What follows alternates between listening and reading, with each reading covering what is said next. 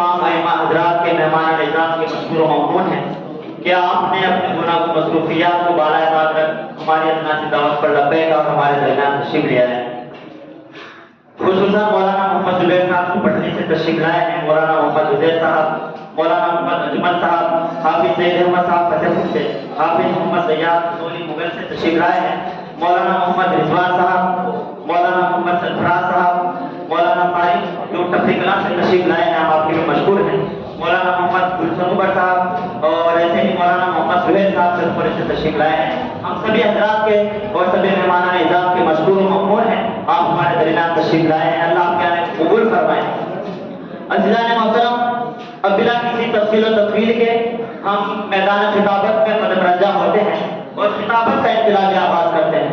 इससे कबल कि मैं हजरत को जहमत हो आपको बताता चलूँ कि जो इल्म महकदा आपको नजर आ रहा है, ये शानदार बिल्डिंग और ये कुमकुम में ये खूबसूरत महफिल, ये हजरत दामत बरकत राजा की शब-ओ-रोज़ की मेहनतें हैं और नीम शहर की आगाज जारी है।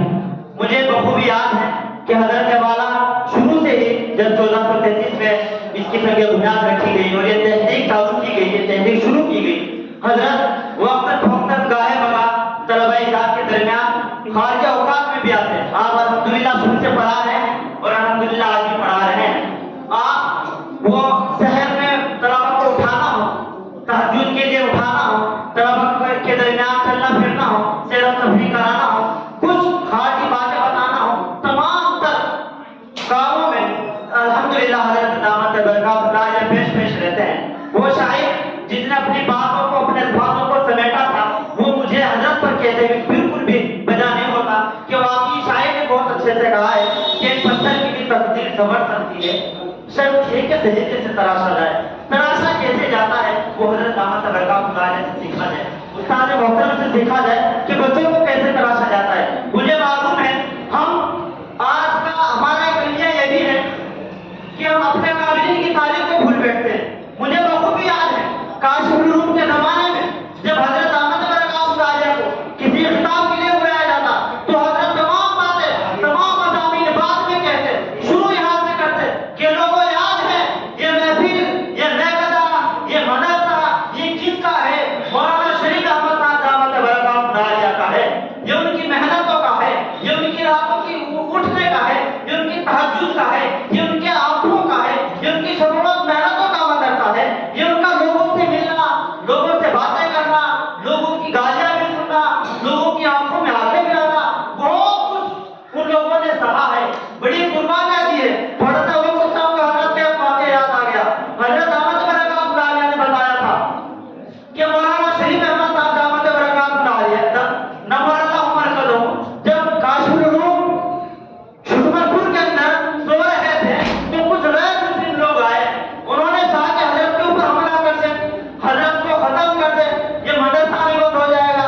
लेकिन अल्लाह तबारक व तआला ने हजरत की मदद फरमाई, नुसरत फरमाई, वो लोग वापस हो गए। तो ये तारीख हजरत ने बताई, ये वाक़या हजरत ने बताया। तो हजरत दामत बरकत राजा की तारीख पर बड़ी गहरी नजर है, बसारत तो बसीरत से अल्लाह ने नवाजा है। यही वजह है कि आने वाली नस्ल की जो फिक्र हजरत करते हैं, जो कुरान हजरत करते हैं, अल्लाह तबारक व तआला है हमारे दिलों में भी इनको पैवस्त फरमाए। और अइम्मा की तरबियत के लिए आपको दिगर जगह पर भी ये सेंटर और ये तरबियत कभी नजर नहीं आएंगे। ये हजरत की कुरान है, हजरत की कोशिश है, हजरत की जुहद है और हजरत की काविश है कि अइम्मा हजरात जिनके हाथों में, जिनके दस्त मुबारक में कौम मिलत की बागडोर है, ये साहिब तरबियत हो, ये साहिब तरकीब भी हो। अल्लाह ताला हजरत की उम्र में, इल्म में, उम्र में बरकत अता फरमाए। बिला किसी तफसील और तफसील के बड़े अदब व एहतराम के साथ मैं दरख्वास्त गुजार हूँ अपने शेख मुर्शिद उस्ताद मोहतरम उस्ताद असातिज़ा जामिया काशिफुल उलूम शुक्रपुर के मायना उस्ताद अजीज, हम सब के मोहसिन करम फरमा, जामिया के रूहे रवा हजरत अब्दुल रहात मौलाना मोहम्मद नासिर साहब कासमी दामत बरकत राजा में बड़े अदब व एहतराम के साथ दरख्वास्त कि हजरत तशरीफ लाए और अपने पुरमख्त और अंगेज़ उस्ताद से सबक को मुस्तफीद व मुस्तनीब फरमाए।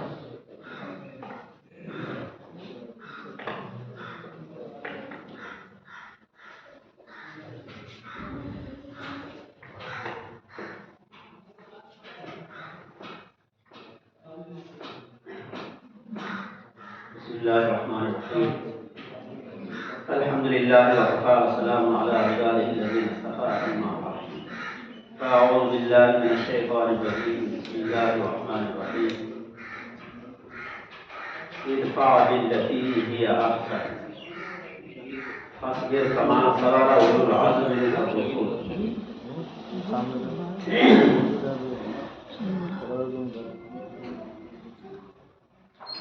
گرامی قدر حضرات ائمہ کرام اور ہمارے مشائخ اعظام،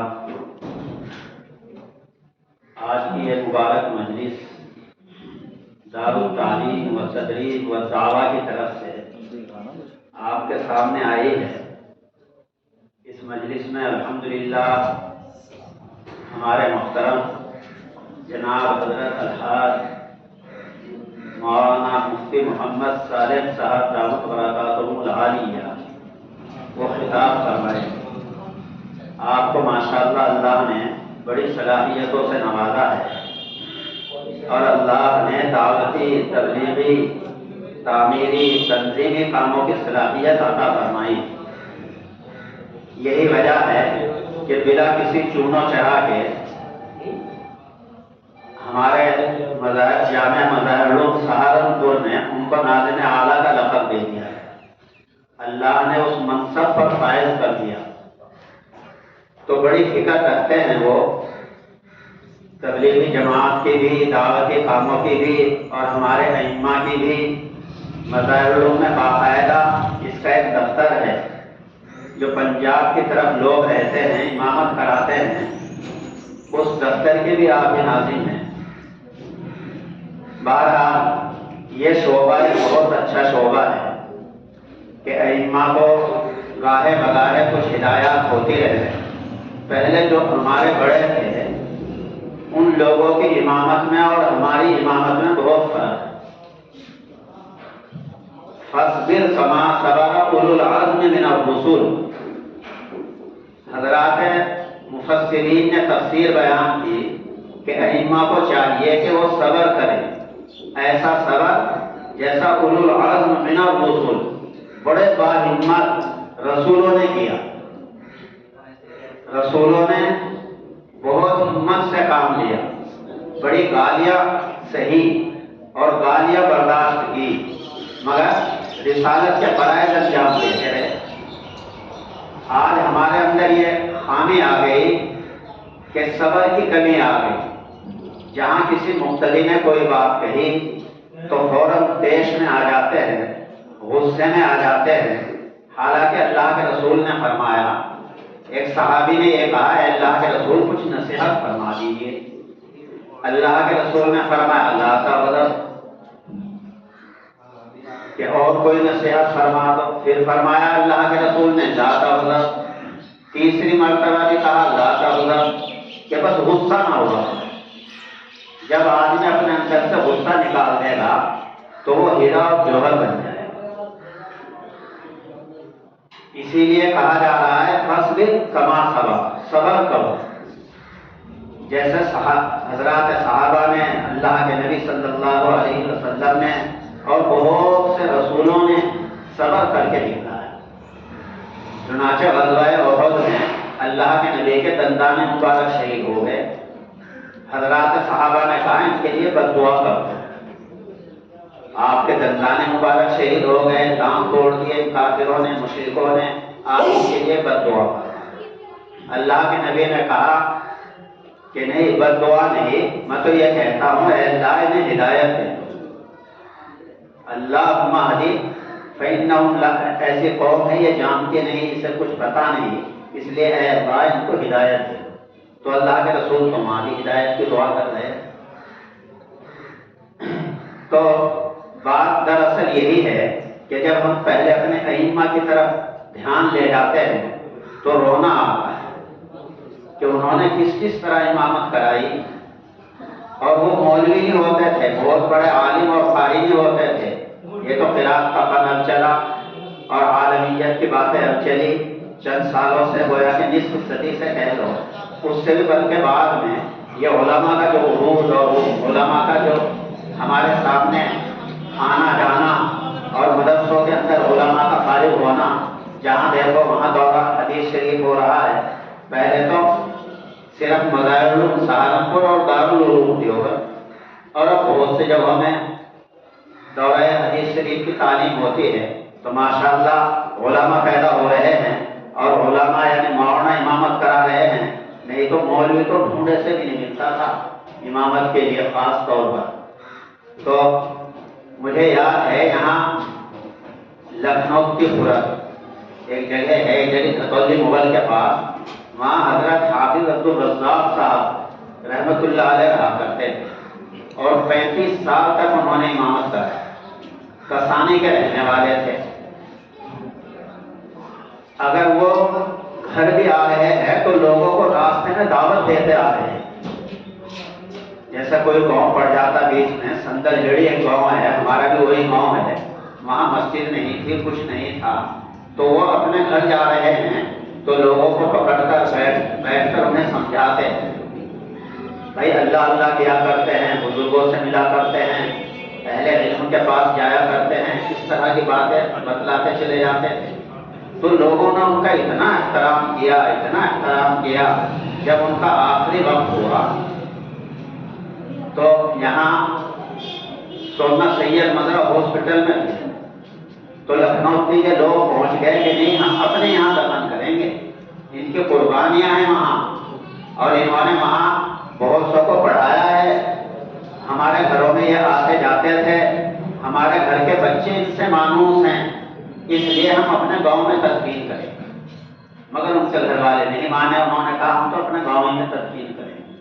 خیر گاؤں میں ان کی تدفین ہوئی، لیکن بتلانا یہ ہے کہ 35 سال کا عرصہ انہوں نے ایک ہی جگہ گزار دیا، اور لوگوں کو سمجھنے اور سمجھانے میں گزار دیا، اور شریعت کے مطابق چلتے تھے. استنجا شریعت کے مطابق کر رہے ہیں، ڈھیلے رکھا کرتے تھے، لباس شرعی پہنتے تھے، ساری چیزیں ان کی شریعت کے ساتھ تھی. تو اس لیے لوگ ان کے دیوانہ ہو گئے، اور لوگ ان کے سب ان کے مرید ہو گئے. چنانچہ حضرت الحاج حافظ عبدالستار صاحب نانکے والوں کا زمانہ تھا. جب کوئی ادھر ادھر سے آتے، لکھنؤتی کی طرف سے کوئی آیا، بیرڑا سندر سنگھ سے آیا، یا اور اس سے پرے سے کوئی آدمی آیا، تو حضرت حافظ عبدالستار صاحب نانکوی رحمۃ اللہ علیہ یوں کہا کرتے تھے تم اتنی دور کیوں آ رہے ہو؟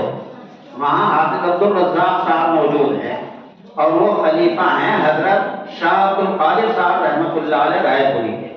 کسی کو پتہ بھی نہیں. مرنے کے بعد ایک حافظ خورشید ہے، آج بھی وہ زندہ ہیں، یہاں لکھنؤتی ہی میں رہتے ہیں. انہوں نے بتلائی یہ بات کہ وہ تو خلیفہ تھے حضرت شاہ عبد القادر صاحب رائے پوری کے. تو دیکھو پہلے امام نسبت والے ہوتے ہیں، ان کا جوڑ اہل اللہ اولیاء اللہ سے ہوتا تھا، تو ان کی امامت میں روشنی آتی تھی، ان کے امامت نورانی ہوتی تھی. تو یہ چیز بھی بہت ضروری ہے. اسی کو کہا قرآن نے ادفع باللتی ہی احسن، کہ جب تم کسی کو کوئی چیز کو بتلاؤ احسن طریقے سے بتلاؤ، اخلاق حسنہ ان کے سامنے پیش کرو. ائمہ کے لیے سب سے پہلی ضروری چیز ہے کہ اخلاق حسنہ، اس سے لوگ گرمیدہ ہو جاتے ہیں. یہاں حضرت مولانا شریف صاحب کا نام لے رہے تھے، تو حضرت مولانا شریف صاحب جب یہاں چھٹمن پور میں آئے، ایسے حالات میں آئے، یہاں کچھ نہیں تھا، دن میں شیر اور چیتے بھیڑیے نظر آتے تھے، مگر انہوں نے محنتیں کی، ادھر ادھر سے بچوں کو لائے، گدھوڑے سے لائے، سنبھال کی سے لائے، کمال پور سے لائے، اس طرح لا کر پڑھایا کرتے تھے. تو وہ جب بڑا مدرسہ ہو گیا، بڑی مسجد بن گئی، تو امام صاحب جب نماز کے لیے جاتے تھے اور امام صاحب نماز پڑھایا کرتے تھے، تو حضرت یہ کہا کرتے تھے کہ بھائی یہ کیا ہے اللہ اکبر، کہ امام آ رہا ہے اور جو کہتا ہے اللہ اکبر، یعنی بس اور کچھ نہیں. ارے یہ دیکھو پیچھے مقتدی صحیح کھڑے ہیں کہ نہیں کھڑے ہیں، یہ بھی تمہیں دیکھنا ہے. یہ دیکھو مسجد میں صفائی ہوئی نہیں ہوئی، اس کی بھی فکر کرنی ہے. یہ دیکھو مسجد کے لوگ کہاں کہاں پڑے ہیں، اس کی بھی دیکھ بھال کرنی ہے. تو گویا کہ اگر امام کے اندر یہ چیزیں ہوں، یہ اوصاف ہوں، تو مقتدی حضرات تو ان کو ہاتھوں کے اوپر اٹھا دیں. मुक्तदी हजरात उनका अदब करें, ऐसे अइम्मा को तलाश करें। तो इसलिए सबसे बड़ी जरूरत तो इमामत में यही है कि आदमी अखलाक हसना से पेश करे, खुल्क़े हसन पेश करे, अच्छी आदतें पेश करे।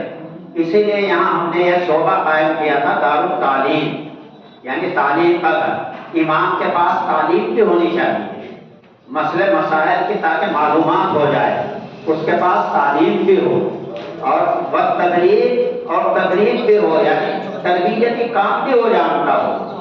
लोगों की तरबियत भी इमाम ही के जिम्मे है। जो हमारे मुक्तदी हैं, हम इमाम हैं, हम पेशवा हैं,